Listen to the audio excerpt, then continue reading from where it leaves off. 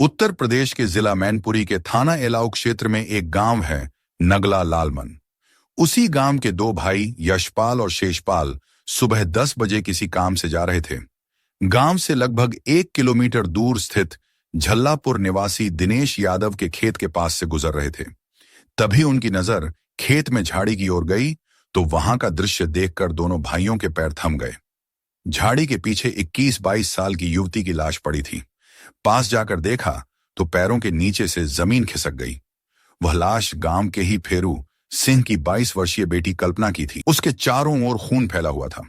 किसी ने गोली मारकर उसकी हत्या कर दी थी। उसी समय दोनों भाइयों ने कल्पना के भाई अवधपाल सिंह को इस बात की जानकारी फोन से दे दी। ये बात अवधपाल ने अपने घर बताने के साथ ही पड़ोसियों को भी बताई।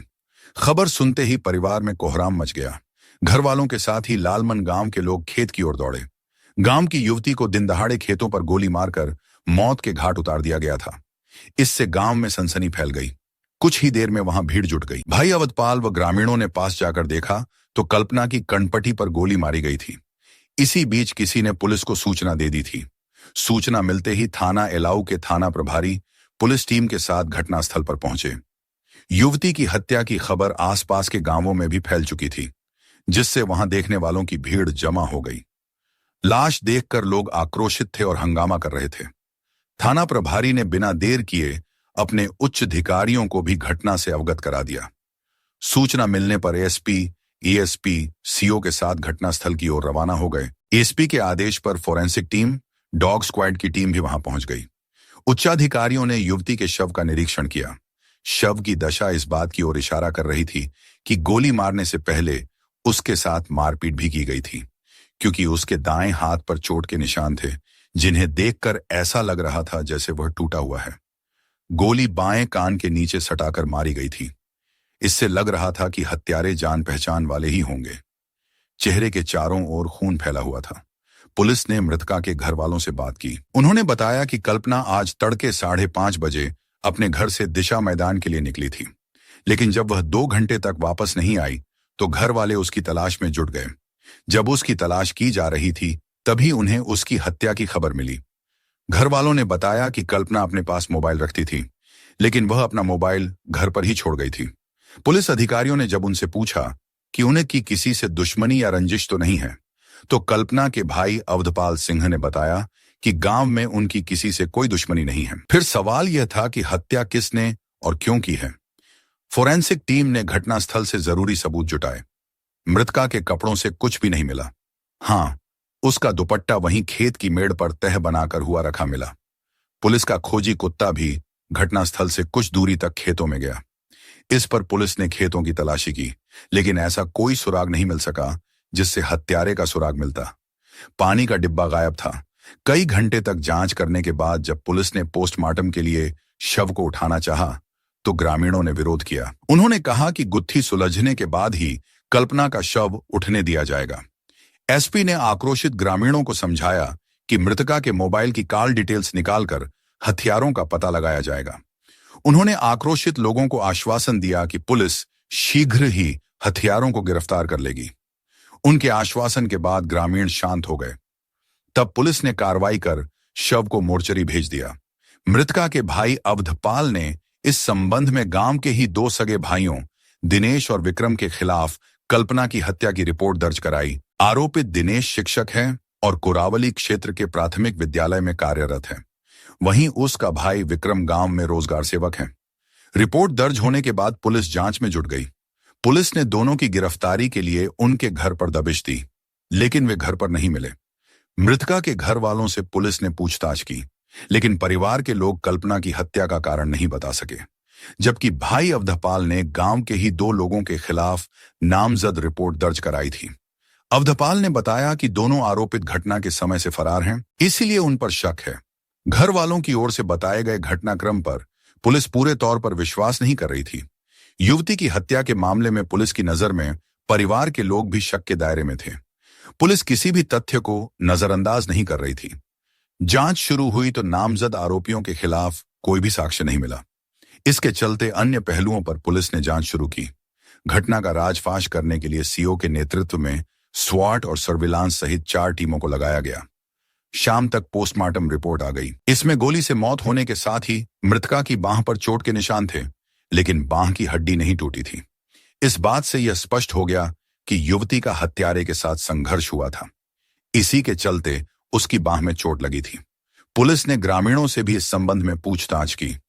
पुलिस की जानकारी में आया कि मृतका के गांव के ही एक युवक से प्रेम संबंध थे। पुलिस ने इस बीच कल्पना का मोबाइल फोन कब्जे में ले लिया। कॉल डिटेल्स की जांच की गई। मोबाइल में एक नंबर ऐसा था जिस पर सबसे ज्यादा बातें होती थीं। पुलिस ने जब इस संबंध में जानकारी की तो पता चला कि यह नंबर गांव के ही अजब सिंह का है। अजब सिंह की तलाश हुई तो वह गायब था। इससे पुलिस के शक की सुई उसकी तरफ घूम गई। जांच के दौरान पता चला कि अजब सिंह अपनी ससुराल फर्रुखाबाद में है। सर्विलांस के जरिए पुलिस को उसके बारे में अहम सुराग मिलने शुरू हो गए। दूसरे दिन गुरुवार की रात इंस्पेक्टर एलाऊ सुरेश चंद्र शर्मा पूछताछ के लिए उसे ससुराल से थाने ले आए। पुलिस ने जब उससे पूछताछ शुरू की, उसने युवती के घर वालों पर ही हत्या करने के आरोप लगाते हुए बताया कि जब उसके बुलावे पर कल्पना खेत पर आ गई तो हम लोग झाड़ी की आड़ में बातचीत करने लगे। इसी बीच कल्पना के घर वाले आ गए। हम लोगों को बातचीत करते देख उन लोगों ने कल्पना के साथ मारपीट शुरू कर दी।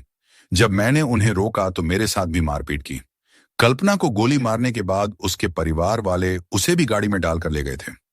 एक स्थान पर उसे मुंह बंद करने की हिदायत देकर वे लोग गाड़ी से उतार कर चले गए थे। राहगीरों ने उसे अस्पताल में भर्ती कराया। इसके बाद वह अपनी ससुराल चला गया। इतनी बड़ी घटना के बाद भी पुलिस को घटना की सूचना क्यों नहीं दी? पुलिस के सवालों में वह उलझ गया। पुलिस की सख्ती करने पर फिर उसने अपना जुर्म कबूल कर लिया। अजब सिंह ने बताया कि उसी ने नाराज होकर अपनी प्रेमिका कल्पना की गोली मारकर हत्या की थी।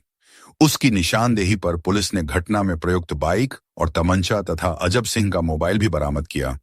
प्रेस कॉन्फ्रेंस में एसपी ने इस हत्याकांड का खुलासा कर दिया। शादीशुदा और 2 बच्चों के पिता आरोपी अजब सिंह और मृतका के बीच प्रेम संबंध थे। कल्पना की शादी तय होने की जानकारी मिलने के बाद अजब सिंह बौखला गया था। उसने कल्पना के सामने हमेशा साथ रहने की फरमाइश रख दी।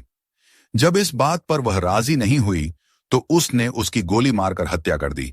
इस घटना को ऑनर किलिंग का मामला बनाने के लिए उसने ड्रामा रचा, लेकिन पुलिस ने सर्विलांस के आधार पर उसे गिरफ्तार कर लिया। इस संबंध में जो खौफनाक कहानी बताई वह इस प्रकार थी। कल्पना का पिता फेरू सिंह दिल्ली में काम करता है।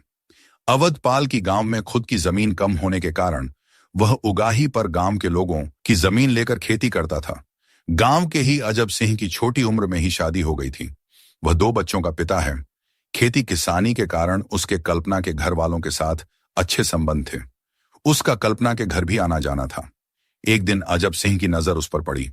कल्पना सुंदर थी। वह उसकी सुंदरता देख ठगा सा रह गया। उसने उसी क्षण उससे दोस्ती करने का निर्णय ले लिया। अजब सिंह टकटकी लगाए उसे निहारता रहा। कल्पना को भी इस बात का एहसास हो गया कि अजब सिंह उसे देख रहा है। अजब सिंह कसी हुई कदकाठी का युवक था। जवानी की दलहीज पर पहुंची कल्पना का दिल भी उस पर रींच गया। उसे देख कल्पना का दिल तेजी से धड़कने लगा था। अब जब भी अजब सिंह कल्पना के घर आता वह पीने के लिए पानी मांगता। जब कल्पना उसे पानी का गिलास देती वह उसका धीरे से हाथ दबा देता। कल्पना उसके मन की बात जानकर मुस्कुरा देती। धीरे धीरे दोनों की दोस्ती हुई, फिर प्यार हो गया। दोनों ने एक दूसरे को अपने फोन नंबर दे दिए थे, जिससे फोन पर भी उनकी बातें होने लगीं। इसके बाद उनका प्यार और गहराता गया। उनके प्रेम संबंधों की किसी को भनक तक नहीं लगी। अजब सिंह के शादीशुदा होने से कल्पना के परिजनों को उस पर शक नहीं हुआ। इसी आड़ में वह लगातार कल्पना से मिलता जुलता रहा और उस पर काफी पैसा खर्च करने लगा। कल्पना अब जवान हो गई थी। घर वालों को उसकी शादी की चिंता होने लगी। घर वालों ने भाग दौड़ कर कल्पना की शादी तय कर दी थी। इसकी जानकारी अजब सिंह को हो गई थी। 17 मार्च की सुबह 5:30 बजे अजब सिंह ने मैसेज कर कल्पना को मिलने खेत पर बुलाया। वह भी अपने खेतों की सिंचाई के बहाने बाइक से वहां पहुंच गया था। कुछ ही देर में कल्पना भी आ गई। अजब सिंह ने उससे कहा, कल्पना, मैं तुमसे बहुत प्यार करता हूं, लेकिन अब मैं देख रहा हूं कि जब भी फोन करता हूं तुम्हारा फोन बिजी मिलता है। तुम शायद अपने मंगेतर से ज्यादा बातें करती हो। कल्पना, तुम अपने मंगेतर से बात करना बंद कर दो। अजब सिंह और कल्पना के बीच पिछले 4 साल से दोस्ती थी। दोनों के बीच गहरे प्रेम संबंध थे। अजब सिंह अपनी 2 बीघा जमीन भी प्यार की भेंट चढ़ा चुका था। वह कल्पना पर बहुत पैसा खर्च करता था। उसने 4 सालों में कई मोबाइल फोन भी लाकर उसे दिए थे। सब कुछ ठीक चल रहा था। कल्पना के घर वालों ने कल्पना की शादी तय कर दी थी। यह बात प्रेमी अजब सिंह को नागवार गुजरी। उसने कल्पना से कहा, कल्पना, मैं तुम्हें पहले की तरह प्यार करता रहूंगा। तुम्हारी शादी जरूर हो रही है, लेकिन तुम शादी के बाद भी मुझसे संबंध खत्म मत करना। देखो, मेरे और तुम्हारे बीच अब तक जो कुछ था वह अब सब खत्म हो गया है। अब तुम मुझे फोन और मुझसे मिलने की कोशिश भी मत करना, क्योंकि मेरी शादी होने वाली है। और हाँ, मैं अपने मंगेतर से बात करनी बंद नहीं करूंगी, कल्पना ने जवाब दिया। अपनी प्रेमिका की इस बेरुखी से अजब सिंह बौखला गया। उसे डर था कि शादी के बाद उसकी मोहब्बत उससे छिन जाएगी। इसी बात को लेकर दोनों के बीच बहस होने लगी। गुस्से में उसने कल्पना की बांह मोड़ दी, जिससे वह दर्द से कराह उठी और खेत में गिर गई। इसी बीच अजब सिंह ने तमंचा निकालकर उसकी कनपटी पर रखकर गोली चला दी। कुछ देर तड़पने के बाद कल्पना ने दम तोड़ दिया। इसके बाद अजब सिंह बाइक से वहां से चला गया। आरोपी अजब सिंह गजब का ड्रामेबाज निकला। उसने कल्पना के घर वालों को ऑनर किलिंग में फंसाने के लिए पूरा घटनाक्रम तैयार किया था। उसने हत्या करने के बाद कुछ दूरी पर अपना मोबाइल तो कुछ दूर जाकर तमंचा फेंक दिया। इसके बाद सीने पर अपने नाखूनों से खरोंच करने के बाद सिर पत्थर पर मारकर खुद को घायल किया। फिर उसने कानपुर नगर के बिल्हौर सामुदायिक स्वास्थ्य केंद्र के रास्ते में जा रहे राहगीरों की मदद से अपने ऊपर गांव के कुछ युवकों द्वारा मारुति वैन में डालकर पीटने और यहां फेंकने की बात कहकर स्वास्थ्य केंद्र में भर्ती हो गया। वहां से खुद को कन्नौज के एक अस्पताल में रेफर कराया, जहां से अपनी ससुराल फर्रुखाबाद आ गया। अपने ऊपर हमले की झूठी अफवाह फैलाई। पुलिस को उसकी यह कहानी समझ नहीं आई थी। कल्पना के घर वालों को फंसाने में वह कामयाब होता, इससे पहले ही पुलिस ने उसे गिरफ्तार कर लिया। पुलिस ने अजब सिंह को न्यायालय में पेश कर जेल भेज दिया। इस प्रकार दो निर्दोष भाई जेल जाने से बच गए। कल्पना ने एक बाल बच्चेदार व्यक्ति से मोहब्बत कर जो भूल की थी, उसका खामियाजा उसे अपनी जान देकर चुकाना पड़ा।